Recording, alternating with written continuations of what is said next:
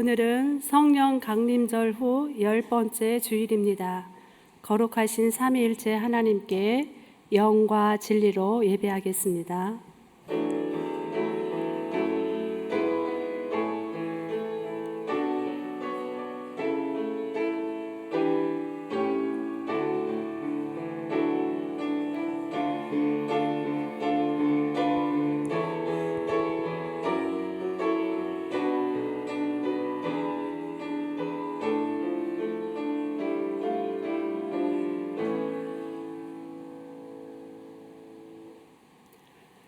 우주 만물을 창조하시고 우리의 주인 되시는 하나님, 지난 한 주간 무더위 가운데서도 변함없는 사랑으로 인도해 주신 은혜를 감사드립니다. 분주하고 고단했던 일상에서 벗어나 하나님의 빛난 얼굴을 배움는 이 시간, 저희 심령에는 신령한 기쁨이 넘쳐나게 하시고 저희 입술에는 힘찬 찬양이 올려나오게 하옵소서. 정성껏 드리는 예물은 하나님을 기쁘시게 하는 향기가 되게 하시며 우리의 간절한 기도는 주의 보좌에 이르게 하옵소서. 예수 그리스도의 이름으로 기원하옵나이다. 아멘. 하늘에 계신 우리 아버지, 아버지의 이름을 거룩하게 하시며 아버지의 나라가 오게 하시며 아버지의 뜻이 하늘에서와 같이 땅에서도 이루어지게 하소서. 오늘 우리에게 일용할 양식을 주시고 우리가 우리에게 잘못한 사람을 용서하여 준 것 같이 우리 죄를 용서하여 주시고 우리를 시험에 빠지지 않게 하시고 악에서 구하소서. 나라와 권능과 영광이 영원히 아버지의 것입니다. 아멘.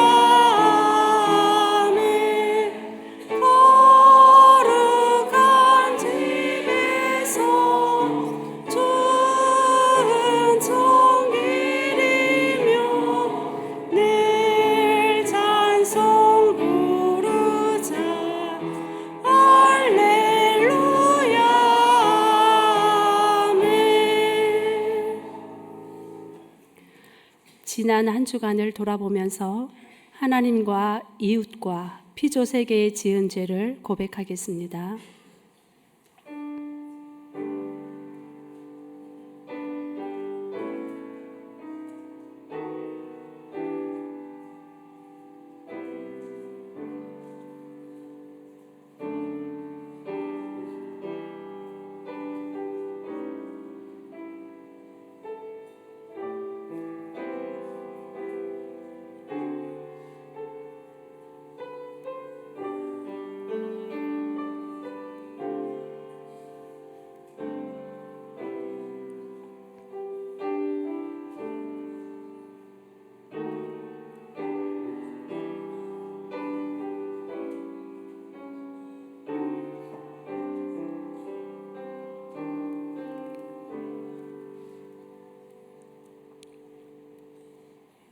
하나님께서 우리에게 주시는 용서의 말씀입니다.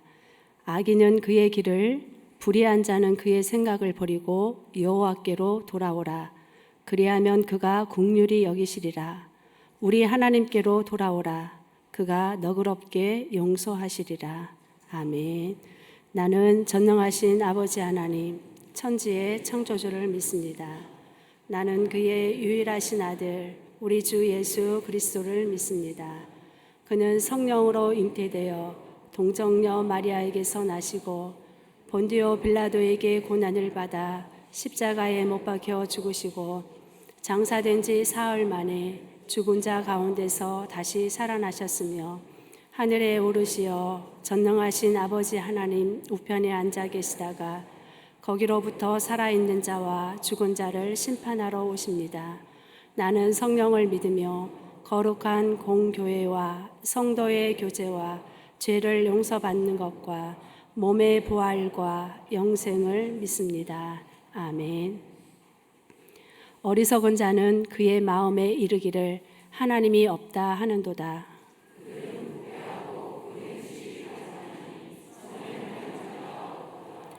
여호와께서 하늘에서 인생을 굽어 살피사 지각이 있어 하나님을 찾는 자가 있는가 보려 하신즉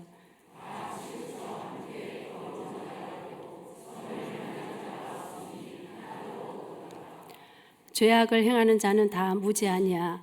그들이 떡 먹듯이 내 백성을 먹으면서 여호와를 부르지 아니하는도다.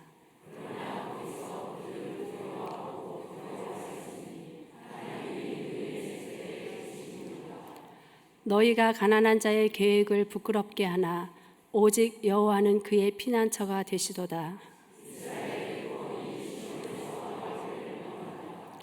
여호와께서 그의 백성을 포로된 곳에서 돌이키실 때에 야곱이 즐거워하고 이스라엘이 기뻐하리로다.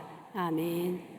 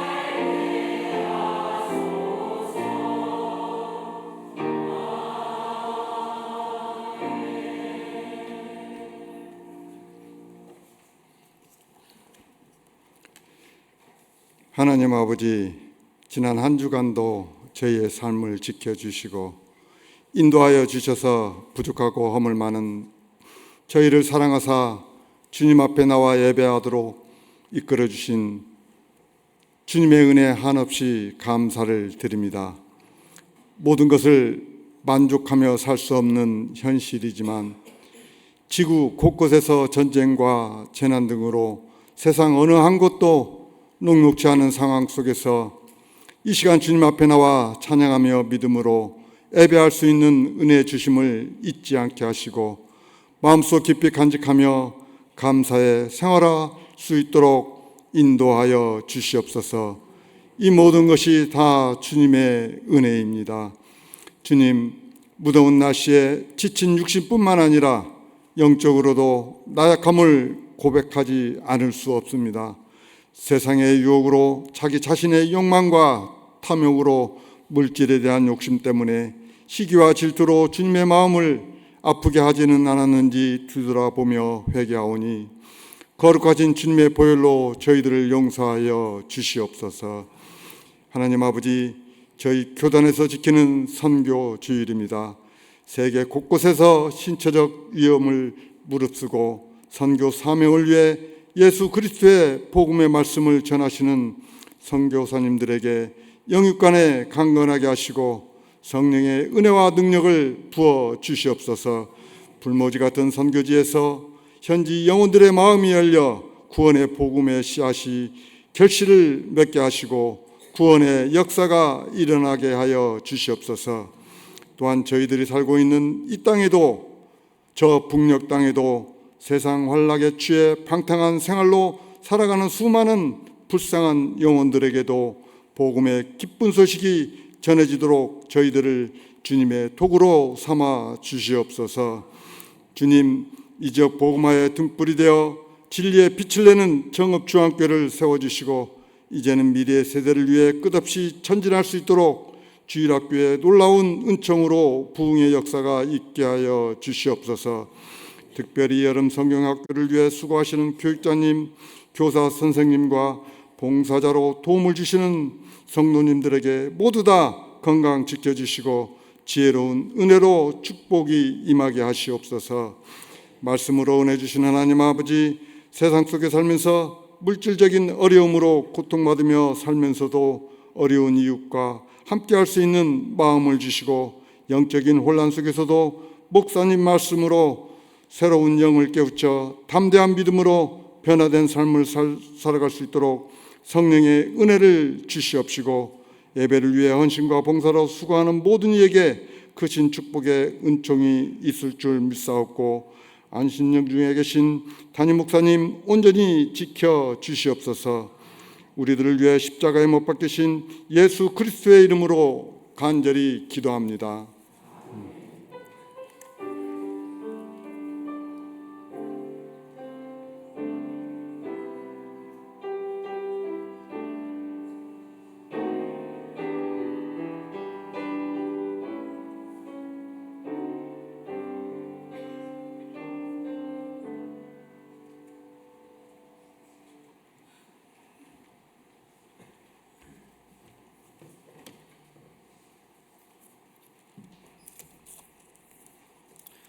또 이르시되 어떤 사람에게 두 아들이 있는데 그 둘째가 아버지에게 말하되 아버지여 재산 중에서 내게 돌아올 분깃을 내게 주소서 하는지라.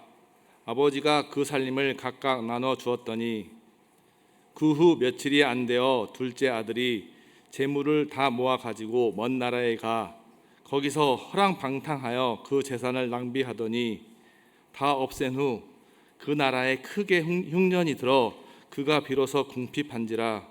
가서 그 나라 백성 중 한 사람에게 붙여 사니 그가 그를 들로 보내어 돼지를 치게 하였는데 그가 돼지 먹는 쥐염 열매로 배를 채우고자 하되 주는 자가 없는지라. 이에 스스로 돌이켜 이르되 내 아버지에게는 양식이 풍족한 품꾼이 얼마나 많은가. 나는 여기서 주려 죽는구나. 내가 일어나 아버지께 가서 이르기를 아버지, 내가 하늘과 아버지께 죄를 지었사오니 지금부터는 아버지의 아들이라 일컬음을 감당하지 못하겠나이다. 나를 품꾸는 하나로 보소서 하리라 하고 이에 일어나서 아버지께로 돌아가니라. 아직도 거리가 먼데 아버지가 그를 보고 측은히 여겨 달려가 목을 안고 입을 맞추니 아들이 이르되 아버지 내가 하늘과 아버지께 죄를 지었사오니 지금부터는 아버지의 아들이라 일컬음을 감당하지 못하겠나이다 하나 아버지는 종들에게 이르되 제일 좋은 옷을 내어다가 입히고 손에 가락지를 끼우고 발에 신을 신기라. 그리고 살진 송아리를 끌어다가 잡으라. 우리가 먹고 즐기자. 이 내 아들은 죽었다가 다시 살아났으며 내가 잃었다가 다시 얻어노라 하니 그들이 즐거워하더라.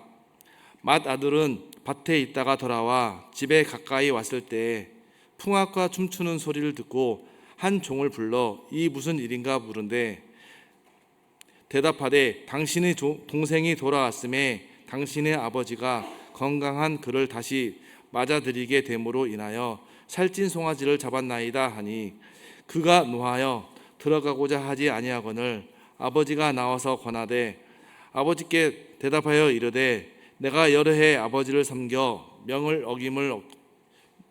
어김이 없거늘 내게는 염소 새끼라도 주어 나와 내 벗으로 즐기게 하신 일이 없더니 아버지의 살림을 창녀들과 함께 삼켜버린 이 아들이 돌아오매 이를 위하여 살진 송아지를 잡으셨나이다. 아버지가 이르되 너는 항상 나와 함께 있으니 내 것이 다 너희 것이되 내 동생은 죽었다가 살아났으며 내가 잃었다가 얻었기로 우리가 즐거워하고 기뻐하는 것이 마땅하다 하니라.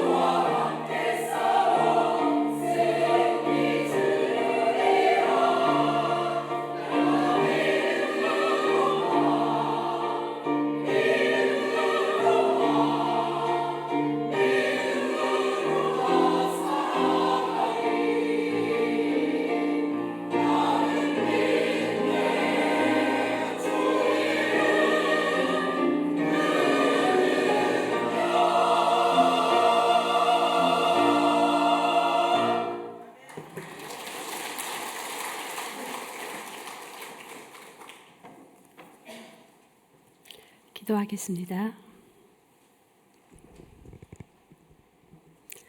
하나님, 주님의 말씀을 듣기 위해 겸손히 머리를 숙입니다. 각 사람의 처지와 형편에 맞게 말씀이 들려지게 하옵소서. 우리 심령에 친히 말씀해 주실 예수 그리스도의 이름으로 기도드립니다. 아멘. 우리 좌우 앞뒤에 계신 분들과 나태주 시인의 시로 인사를 한번 하면 좋겠습니다. 화면을 보시고 자세히 보아야 예쁘다, 오래 보아야 사랑스럽다. 우리 목사님, 장로님, 권사님, 집사님, 성도님도 그렇습니다 라고 한번 인사해 보실까요?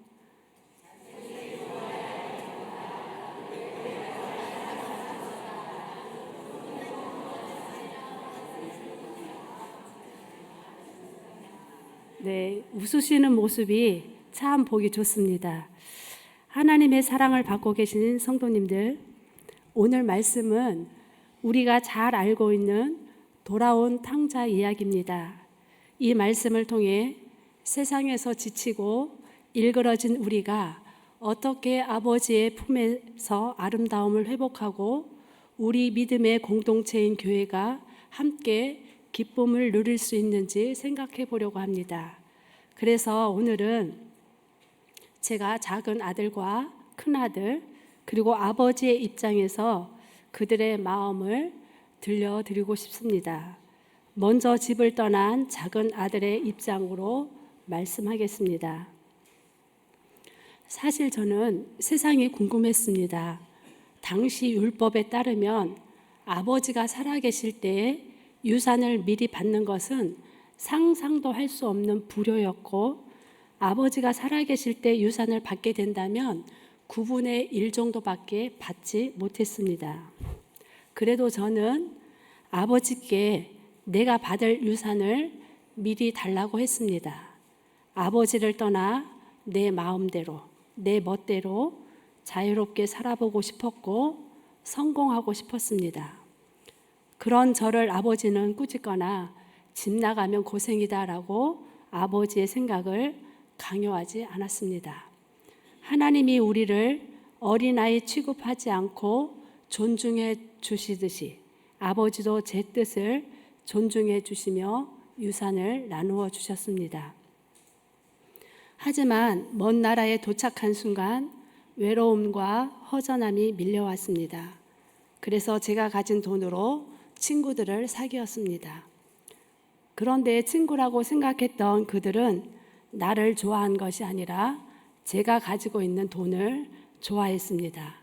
돈이 있을 때에는 친구로 옆에 있었지만 제가 궁색해지자 그들은 친구가 아니었습니다. 잠언 23장 5절 말씀처럼 재물은 독수리처럼 날개를 달고 순식간에 날아가 버렸습니다. 설상가상으로 그 나라에 큰 흉년이 들었습니다. 저는 구차한 형편에 처하게 되었습니다. 그래서 그 나라에 사는 한 사람에게 일감을 얻어서 들판에 나가 돼지치는 일을 하게 되었습니다. 배가 너무 고파서 구정물 속에 들어있는 쥐염 열매라도 먹고 싶었지만 그것마저 주는 사람이 없었습니다. 세상의 냉혹한 현실을 맛보고 자존심이 완전히 깨진 최악의 상태에서 나는 여기서 이제 굶어 죽겠구나 라고 생각할 때 비로소 아버지가 생각났습니다. 저는 본문을 묵상하면서 집을 나간 작은 아들이 처한 상황에서 시련이라는 단어가 떠올랐습니다. 오늘 찬양대에서도 이 시련이라는 그런 가사 내용이 나와서 제가 좀 깜짝 놀라긴 했는데, 독일어로 시련을 안페이퉁이라고 합니다. 이 단어는 펜싱 선수가 예상치 못한 순간에 갑자기 칼로 찌르는 것을 의미합니다. 내 힘으로 잘해보려고 했던 모든 일들이 물거품이 되고 하나님 편에서 내가 완전히 잘못 살았음을 깨달으며 절망의 가장 밑바닥에 떨어지는 상태가 바로 안페이퉁입니다. 작은 아들은 인생의 가장 밑바닥에서 자신의 무력함을 깨달았습니다. 철저히 무너지고 모든 걸 잃어버린 작은 아들은 아버지의 유산을 미리 달라고 하지 말걸, 집을 떠나지 말걸, 모든 것이 다 내 잘못이야 라며 후회했지만 자책만 하고 있지는 않았습니다. 스스로 돌이키고 일어나서 아버지께로 돌아갑니다. 돌이키는 용기를 냈습니다. 이것은 작은 아들의 선택 중 최고의 선택이었습니다. 아들 자격은 없지만 살 길이 그곳밖에 없었기 때문에 집을 향해 발걸음을 옮긴 것입니다. 신장로를 따라 동네 입구에 도착했을 때 멀리서 나이 든 아버지는 신발이 벗겨지는 줄도 모르고 아들에게 달려오고 있었습니다. 당시 유대인들은 발목까지 내려오는 통으로 된 긴 옷을 입었습니다. 뛰기 위해서는 긴 옷자락을 위로 올리거나 허리띠를 매야 합니다. 그런데 옷자락을 올려 다리를 드러내는 것은 격식에 어긋나고 수치스러운 행동이었습니다. 급하게 뛰는 것은 노예나 하인, 어린 아이들의 행동으로 여겼기 때문입니다. 그런데 아버지는 품위도 유대의 관습도 다 버리고 거지가 되어 돌아온 아들에게 달려가 목을 껴안고 입을 맞추었습니다. 집으로 돌아오는 아들을 멀리서 본 아버지는 20절에 측은한 생각이 들었다고 말씀합니다. 새한글 성경은 가슴이 아팠다라고 번역했는데 원래의 의미는 내장이 녹아내리고 일렁일 정도로 애가 끊어지는 견딜 수 없는 상태를 뜻합니다. 아들에 대한 아버지의 가슴 아픈 사랑은 내장에까지 전달되는 절절한 것이었습니다. 이 사랑은 누가복음 7장 13절에 독자를 잃은 어머니를 보시고 불쌍히 여기시며 울지 말라고 위로하신 예수님의 마음과 같은 것입니다. 또 누가복음 10장 33절에 예루살렘에서 여리고로 내려가다가 강도를 만나 거의 죽게 된 사람을 보고 불쌍히 여긴 사마리아 사람의 마음도 이와 같은 측은한 마음이었습니다. 이런 측은한 마음은 행동을 불러일으킵니다. 돌아오는 아들의 모습을 발견한 아버지는 내장이 녹는 듯한 안타까움과 불쌍히 여기는 심정이 가득 차서 작은 아들을 향해 뛰어나가 입을 맞춥니다.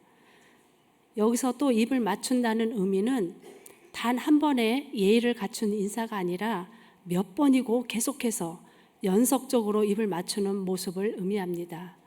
우리 아들의 얼굴을 다시 한번 확인하고 입을 맞추고 볼을 한번 만져보고 또 입을 맞추고 어디 상처나고 다친 데는 없는지 몸을 돌아보면서 또 입을 맞추고 이런 계속된 입맞춤이라는 것입니다. 압살롬이 여동생 다말을 욕보인 형 암논을 죽인 후에 구슬 땅으로 도망가서 3년간 아버지 다윗을 피해 살았습니다. 그런데 아버지 다윗이 압살롬을 보고 싶어하는 마음이 점점 간절해지자 신하 요압이 이제 다윗과 압살롬을 만나게 합니다. 그때 그 장면에서 서로 입을 맞추었다고 말하고 있습니다. 이러한 아들에 대한 아버지의 입맞춤은 단순히 인사나 환영의 의미만은 아닙니다. 그것은 완전한 용서와 받아들임을 의미하는 것이었습니다. 이제 아버지는 종들에게 명령합니다. 우리 새한글 성경으로 말씀을 한번 보겠습니다. 그러나 아버지는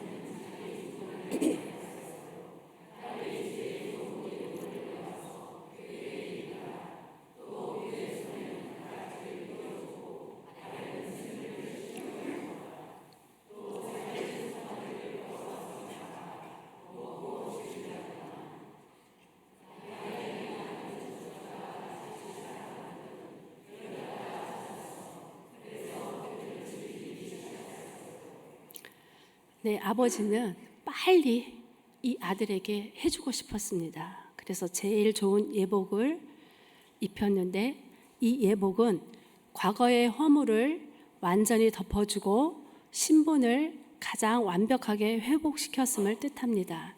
손에 끼워준 가락지는 상속자로서의 권위를 되찾았음을 증명하는 도장이었고, 발에 신겨준 신발은 노예가 아닌 집안의 주인이자 자유인임을 선포하는 증표였습니다.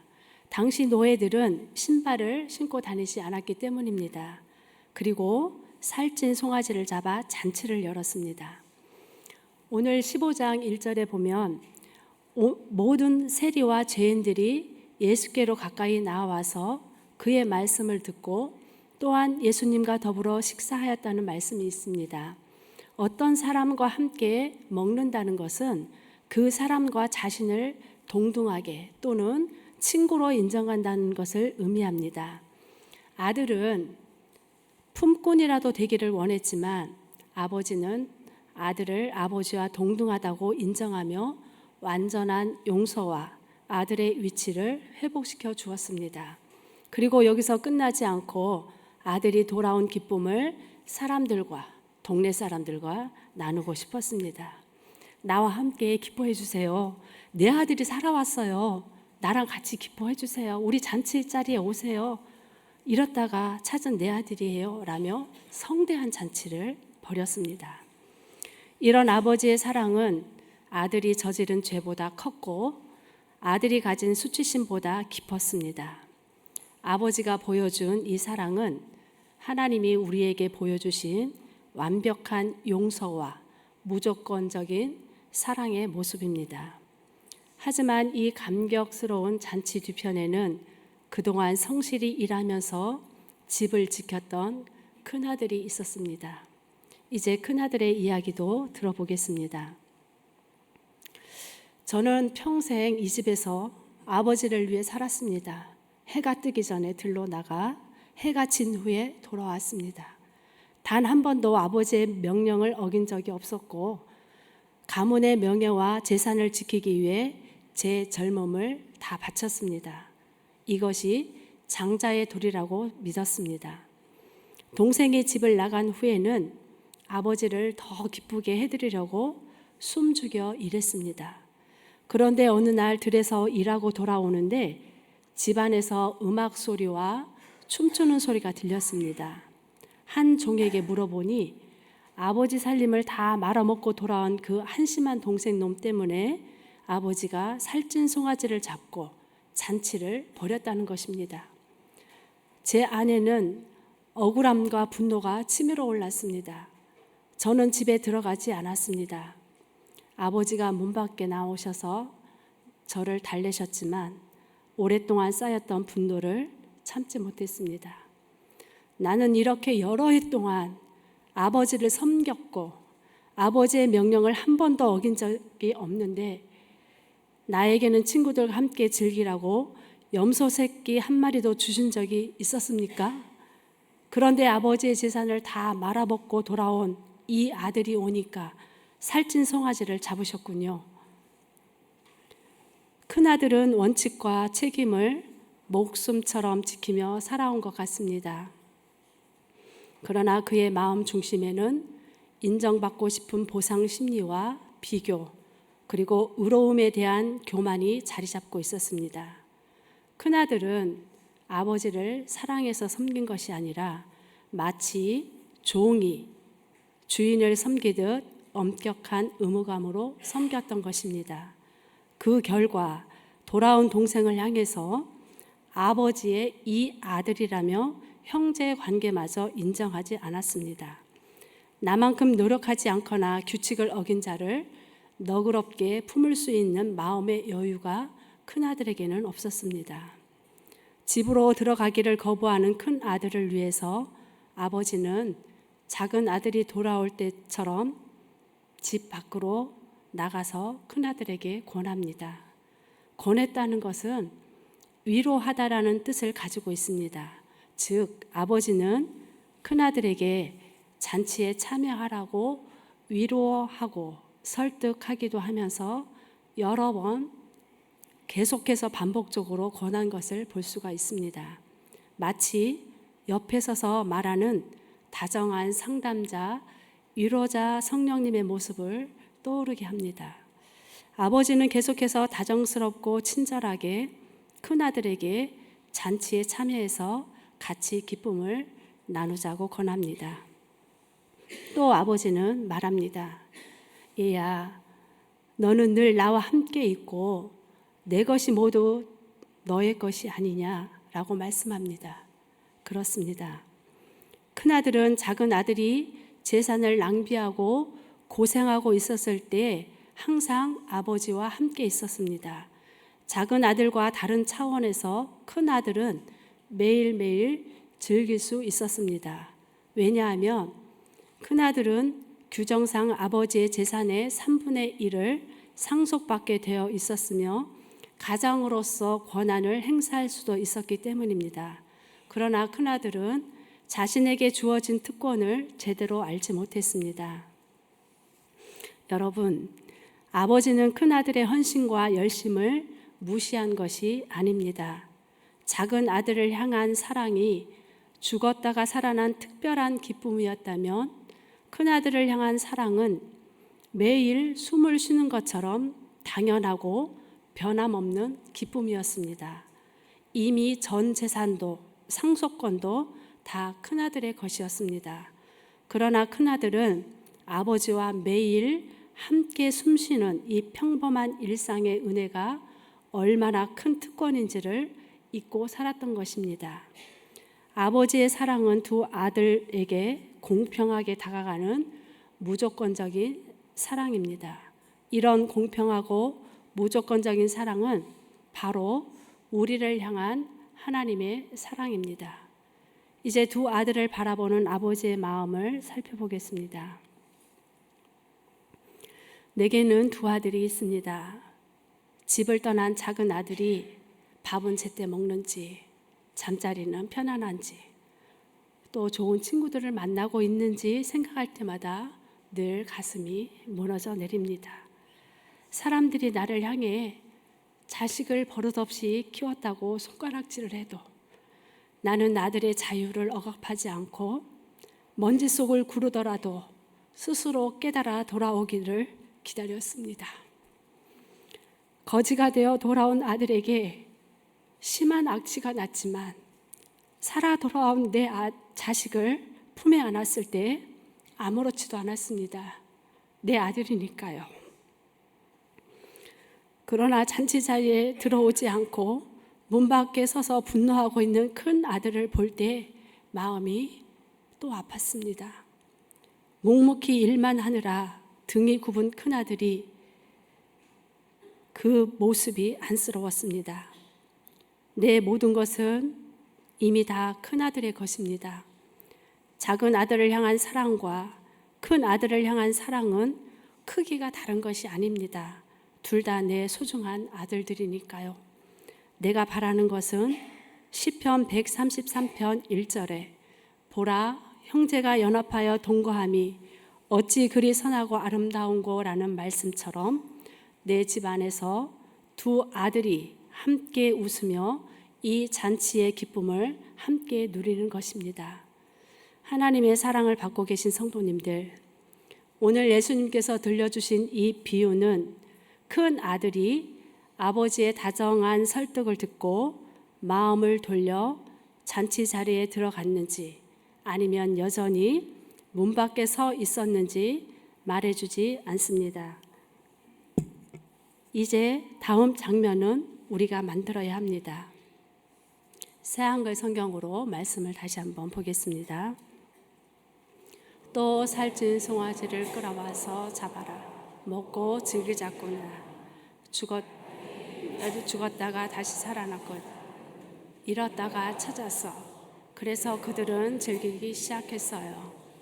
그런데 지금은 우리가 즐기고 기뻐하는 것이 마땅했단다.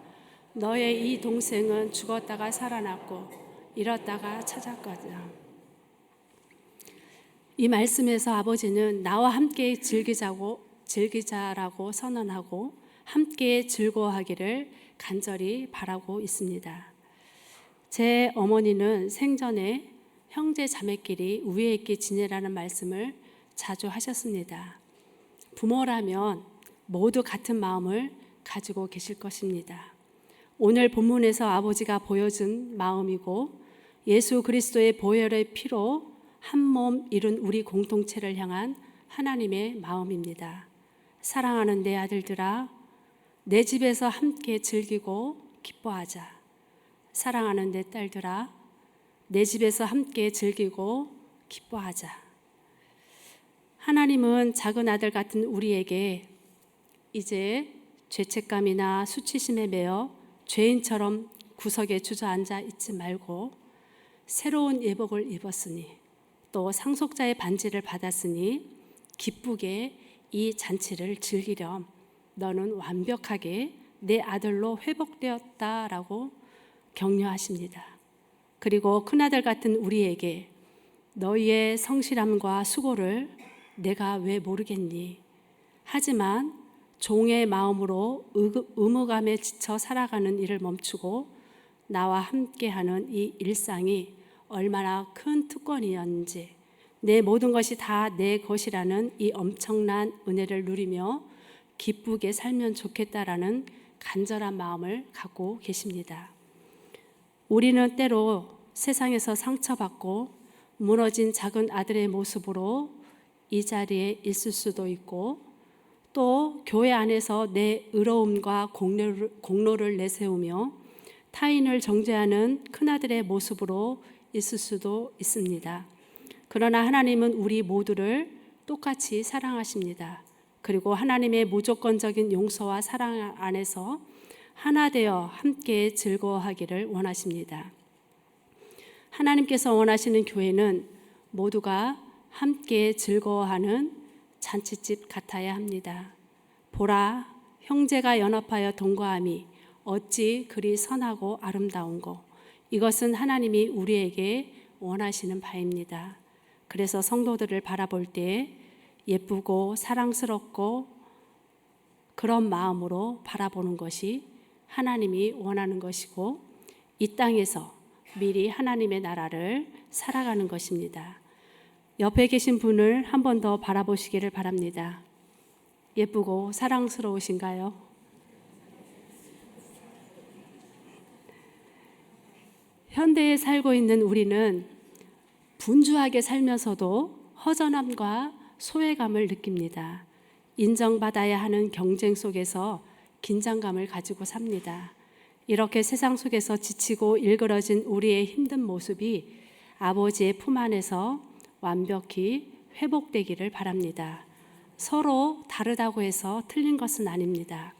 돌아온 자나 집을 지키던 자가 서로 감싸고 격려하고 인정하면서 함께 어우러져서 하나님 나라의 기쁨을 마음껏 누리시는 정읍중앙교회 한몸 공동체가 되기를 주님의 이름으로 축복합니다. 아멘. 오늘 우리가 작은 아들처럼 하나님을 떠나 내 멋대로 살았던 모습을 고백합니다. 또한 큰아들처럼 성실하게 봉사하면서도 마음속에 비교와 불평, 억울함을 품었던 어리석음도 고백합니다. 우리가 어떤 모습이든지 벗은 발로 달려와 목을 안아주시는 아버지의 측은히 여기시는 사랑을 깨닫게 하옵소서. 우리 정읍중앙교회가 이 아버지의 마음을 품고 상처 입은 자를 감싸고 충성된 자를 서로 위로하며 주님이 베푸신 은혜의 잔치에서 다 함께 기뻐하고 즐거워하는 공동체가 되게 하여 주옵소서. 예수 그리스도의 이름으로 감사하며 기도드립니다. 아멘.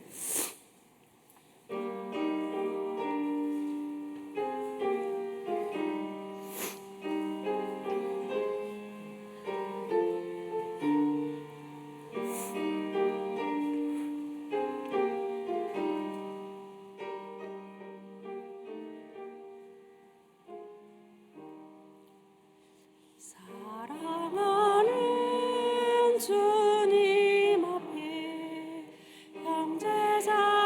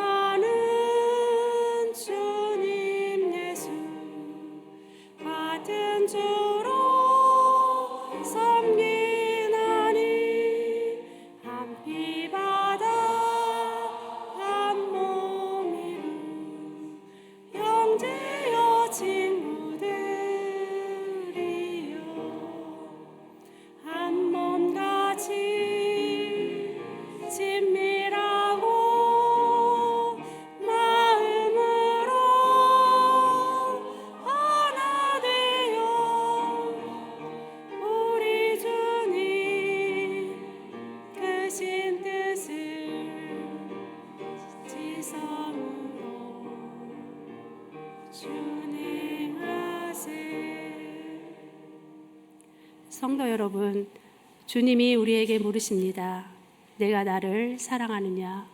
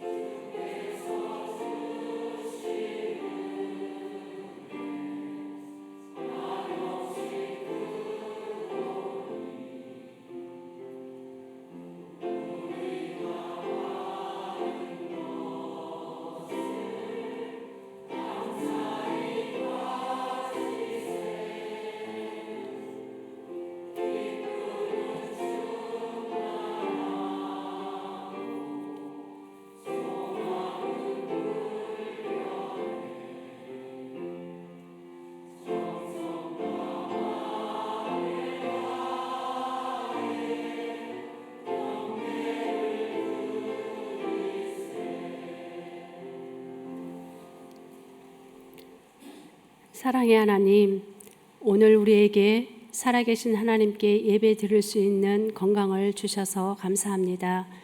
가족의 구원을 위해 기도하고, 건강을 위해 기도하고, 자녀들의 미래를 위해 기도하고, 취업을 위해 기도하고, 여러 가지 기도로 주님께 호소하는 성도들의 눈물을 닦아주시고 응답하여 주옵소서. 무더위에 성도들의 건강을 지켜주옵소서. 이 시간 주님이 허락하신 물질의 일부를 감사함으로 드립니다.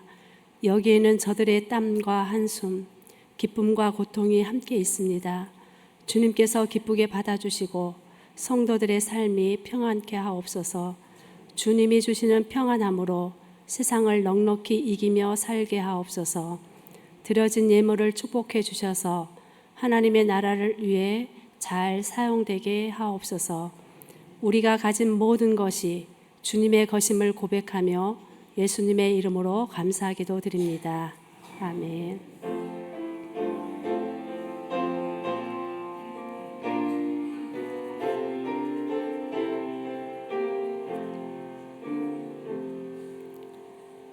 주님의 평화가 여러분과 함께 하시기를 바랍니다.